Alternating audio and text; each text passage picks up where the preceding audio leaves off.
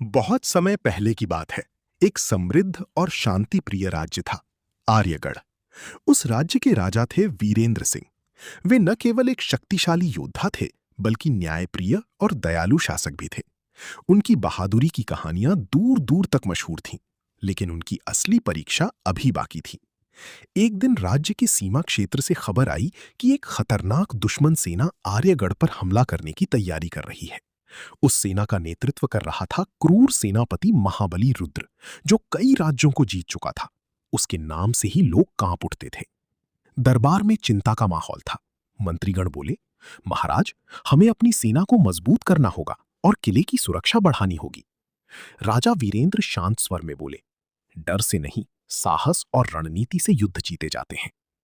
राजा ने तुरंत अपने सैनिकों को तैयार किया और स्वयं युद्ध की योजना बनाई। उन्होंने अपनी सेना को 3 भागों में बांटा और गुप्त रूप से दुश्मन की चालों पर नजर रखने के लिए जासूस भेजे। युद्ध का दिन आ गया। दुश्मन सेना ने जोरदार हमला किया।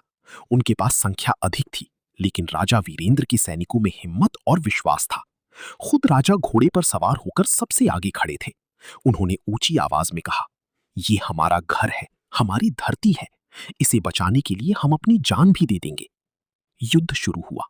तलवारों की टकराहट और युद्ध के नारों से मैदान गूंज उठा। दुश्मन की सेना धीरे धीरे आगे बढ़ रही थी, लेकिन तभी राजा की रणनीति काम आई।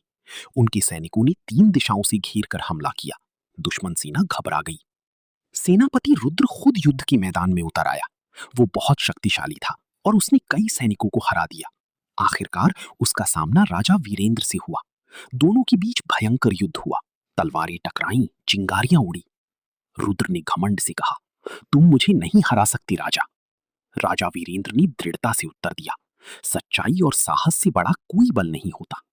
लंबी लड़ाई के बाद सही समय देखकर राजा ने एक तेज वार किया और रुद्र की तलवार गिरा दी। अंत में रुद्र हार गया और उसकी सेना भाग खड़ी हुई। युद्ध समाप्त हुआ। आर्यगढ़ सुरक्षित था। लोग खुशी से झूम उठे। सभी ने राजा की बहादुरी और बुद्धिमानी की प्रशंसा